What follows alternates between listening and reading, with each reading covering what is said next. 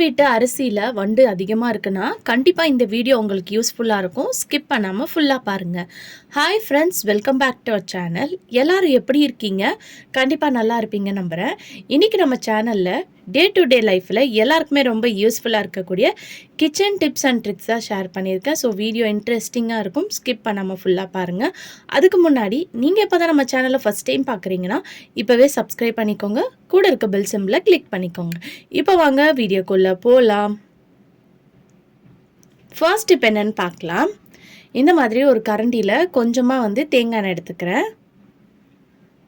இதை லைட்டாக ஸ்லோ சிம்மில் வச்சு சூடு பண்ணி எடுத்துக்கலாம். இது சூடானதுக்கப்புறம் இதில் பார்த்திங்கன்னா கற்பூரம் இருக்கும் இல்லையா, அதை பவுட்ரு பண்ணி சேர்த்துக்கோங்க. ஸோ கையில் நீங்கள் நசுக்குனாலே உங்களுக்கு அது நல்லா பவுடராக கிடைக்கும். அப்படி இல்லைன்னா நீங்கள் ஒரு பேப்பரில் வச்சு நல்லா அதை இடித்து அந்த பவுடரை கூட நீங்கள் இப்படி சேர்த்துக்கலாம். இப்போ இதை பார்த்திங்கன்னா நம்ம எதுக்கு யூஸ் பண்ண போகிறோம்னு பார்த்திங்கன்னா ஒரு க்ளீனிங் பர்பஸ்க்காக தான் நம்ம இதை யூஸ் பண்ணிக்கிறோம். இப்போது இதை வுட்டில் இருக்கக்கூடிய நம்ம வீட்டில் நிறைய பொருள் பார்த்திங்கன்னா வுட்டில் இருக்கும். மெயினாக டோர் இருக்கும். இந்த மாதிரி லைட்டாக அதில் ஒரு துணியில் டிப் பண்ணிவிட்டு தொடச்சி விடும்போது வுட்டில் நல்ல ஒரு டிஃப்ரென்ஸ் தெரியும். உங்களுக்கு பார்க்கும்போதே தெரியும். நான் தொடச்ச சைடும் துடைக்காத சைடும் எப்படி இருக்குது பாருங்கள். நல்லா ஷைனிங்காக இருக்கும். அது மட்டும் இல்லாமல் சின்ன சின்ன பூச்சி, இந்த ஸ்பைடர் அதெல்லாம் பார்த்திங்கன்னா இந்த மாதிரி வுட்டில் இருக்கக்கூடிய ஃபர்னிச்சரில் அங்கங்கே ஓரங்களில் இருக்கும் இல்லையா, அது வராது. ஏன்னா நம்ம இதில் கற்பூரம் சேர்த்துருக்கனால இந்த மாதிரி க்ளீன் பண்ணும்போது ஷைனிங்காகவும் இருக்கும். அதே மாதிரி கற்பாம்பூச்சி, பள்ளிலாம் கதவுலலாம் கூட பார்த்திங்கன்னா ஓரமாக இருக்கும். பட் ஆனால் இதுலேருந்து வரக்கூடிய அந்த கற்பூரம் ஸ்மெல்லுக்கு பார்த்திங்கன்னா உங்களுக்கு வரவே வராது. அதே மாதிரி கற்பாம்பூச்சி முட்டை கூட பார்த்திங்கன்னா அங்கங்கே போட்டு வைக்கும். நம்ம கிச்சன் கேபின்லலாம் பார்த்திங்கன்னா வுட்டில் இருந்துச்சுன்னா கண்டிப்பாக அதில் போட்டு வைக்கும். இந்த மாதிரி பண்ணும்போது அதெல்லாம் நீங்கள் அவாய்ட் பண்ணிக்கலாம். கண்டிப்பாக ட்ரை பண்ணி பாருங்கள். அடுத்த டிப்புக்கு நான் இங்கே இஞ்சி தான் எடுத்திருக்கேன். இப்போ இந்த இஞ்சியை நீங்கள் நிறைய ஸ்டோர் பண்ணி வைக்கிறீங்கன்னா இந்த டிப் உங்களுக்கு ரொம்ப யூஸ்ஃபுல்லாக இருக்கும். குட்டி குட்டி பீஸாக இந்த மாதிரி கட் பண்ணி எடுத்துக்கோங்க.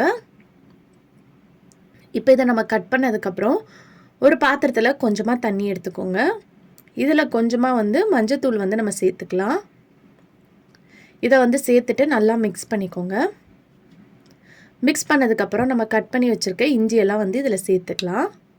சேர்த்துட்டு இந்த மாதிரி கையை வச்சு நல்லா ஒவ்வொரு இஞ்சியாக பிசைஞ்சு விடுங்க. இந்த மாதிரி க்ளீன் பண்ணும்போது இருக்கிற ஏதாவது கெமிக்கல்லாம் இருந்தால் கூட பார்த்திங்கன்னா உங்களுக்கு நல்லா க்ளீன் ஆயிரும். அதில் இருக்கிற மண், அழுக்கு எல்லாம் உங்களுக்கு நல்லா க்ளீன் ஆயிரும். இப்போ இது க்ளீன் பண்ணதுக்கப்புறம் ஒரு ட்ரையான கிளாத் எடுத்துக்கோங்க. இப்போ இந்த கிளாத்தில் அந்த இஞ்சியை நம்ம வச்சுக்கலாம். இந்த மாதிரி வச்சதுக்கப்புறம் இதை நல்லா நம்ம தொடச்சி விட்டுக்கணும். அதில் இருக்கக்கூடிய ஈரம் எல்லாம் பார்த்திங்கன்னா போகணும். இந்த மாதிரி தொடச்சிட்டு ஒரு ஃபேனுக்கு அடியில் ஒரு 10 நிமிஷம் வச்சு விட்டுருங்க. அந்த மாதிரி வைக்கும்போது அது நல்லா உங்களுக்கு ட்ரை ஆகி கிடைக்கும்.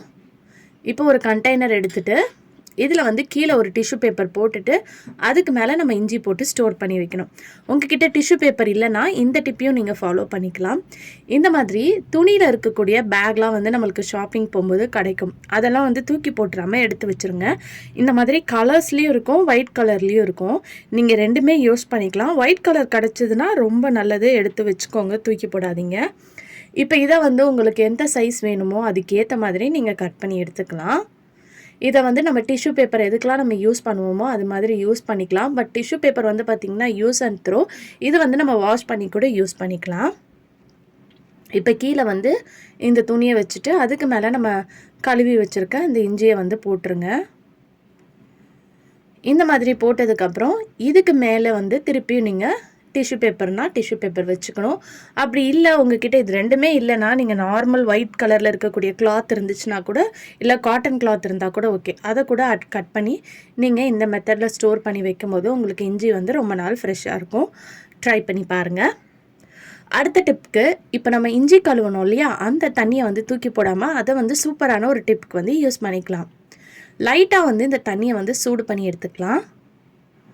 இப்போ இந்த தண்ணி சூடானதுக்கப்புறம் இதில் நம்ம பேக்கிங் சோடா தான் சேர்த்துக்க போகிறோம். இப்போ பேக்கிங் சோடா சேர்த்ததுக்கப்புறம் இது வந்து நம்ம கிச்சனோட சிங்கில் வந்து ஊற்றி விடுங்க. இந்த மாதிரி ஊற்றி விடும்போது அதுக்குள்ளே பைப் லைனில் ஏதாவது கரப்பாம்பூச்சி பூச்சிலாம் இருந்துச்சுன்னா அதுவும் உங்களுக்கு கிளியர் ஆயிரும். சிங்க் பிளாக் இருந்துச்சுனாலும் உங்களுக்கு கிளியர் ஆயிரும். மெயினாக வந்து இந்த ட்ரைனேஜ் ஸ்மெல்லாம் வந்து பார்த்திங்கன்னா உங்களுக்கு சிங்க்லேருந்து வரும் இல்லையா, அந்த ஸ்மெல்லாம் வராமல் இருக்கும். கண்டிப்பாக ட்ரை பண்ணி பாருங்கள். அடுத்த டிப்க்கு இந்த மாதிரி நம்ம தேங்காய் வாங்கும்போது தேங்காய் நார் இருக்கும், அதெல்லாம் வந்து எடுத்து சேவ் பண்ணி வச்சுக்கோங்க. நிறைய விஷயத்துக்கு நீங்கள் யூஸ் பண்ணிக்கலாம். இப்போ நான் டூத் ப்ரஷ் எடுத்திருக்கேன். இப்போ இந்த மாதிரி தேங்காய் நாரை அந்த டூத் ப்ரஷ்ஷை சுற்றி இந்த மாதிரி வச்சுட்டு நீங்கள் வந்து ஒரு ரப்பர் பேண்ட் போட்டு யூஸ் பண்ணிக்கலாம். ஸோ உங்களுக்கு எப்போல்லாம் வந்து தேங்காய் நார் கிடைக்குதோ, தேங்காய் வாங்கும்போது இருக்கும் இல்லையா, அதை வந்து ஒரு கவரில் போட்டு ஸ்டோர் பண்ணி வச்சுக்கோங்க.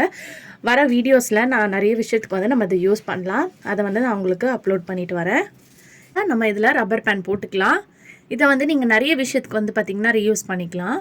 ஃபஸ்ட்டு வந்து இந்த மாதிரி கதவில் ஜன்னலில் ஓரமாக வந்து டஸ்ட் இருக்கும். அந்த டஸ்ட்டெல்லாம் க்ளீன் பண்ணுறதுக்கு உங்களுக்கு ஈஸியாக இருக்கும். ஸோ இப்போ பார்க்கும்போதே உங்களுக்கு தெரியும், அந்த தேங்காய் நாரில் வந்து பாருங்கள் டஸ்ட்டெல்லாம் உங்களுக்கு வந்துடும். ஸோ இந்த மாதிரி மூலையில் இருக்கிறதெல்லாம் க்ளீன் பண்ணுறதுக்கு நீங்கள் யூஸ் பண்ணிக்கலாம்.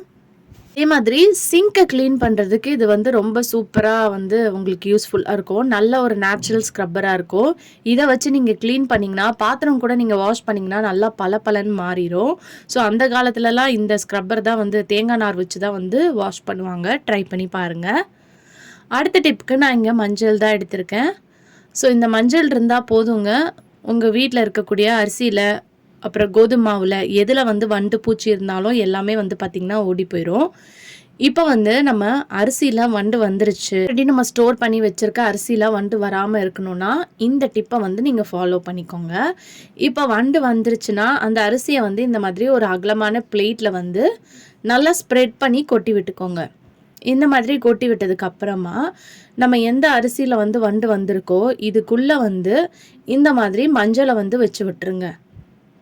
இந்த மாதிரி மஞ்சளை வச்சு விட்டுட்டு நல்லா அந்த அரிசியை வந்து மூடி விட்டுருங்க. இந்த மாதிரி மூடிட்டு ஒரு 1/2 ஹவர் வந்து வெளியே வந்து கொஞ்சம் வெயில் படுற மாதிரி இடத்துல வந்து வச்சு விடுங்க.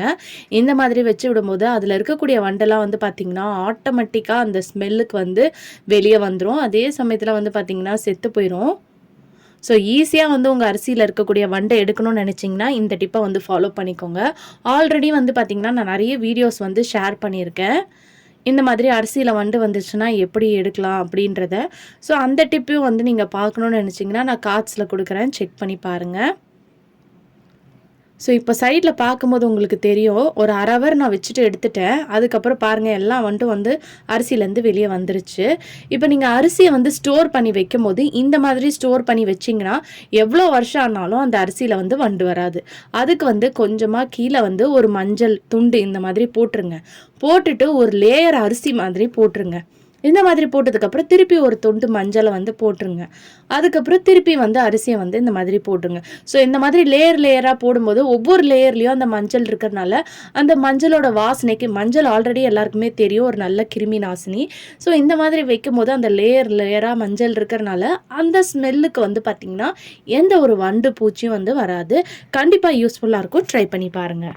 ஓகே ஃப்ரெண்ட்ஸ், இன்றைக்கி வீடியோவில் நான் ஷேர் பண்ணி இந்த டிப்லேருந்து ஏதாவது ஒரு டிப் கண்டிப்பாக உங்களுக்கு யூஸ்ஃபுல்லாக இருக்கும்னு நினைக்கிறேன். அப்படி யூஸ்ஃபுல்லாக இருந்துச்சுன்னா மறக்காமல் நம்ம சேனலை லைக் பண்ணுங்கள், ஷேர் பண்ணுங்கள், கமெண்ட் பண்ணுங்கள், சப்ஸ்கிரைப் பண்ணிக்கோங்க. தேங்க்யூ ஃபார் வாட்சிங்.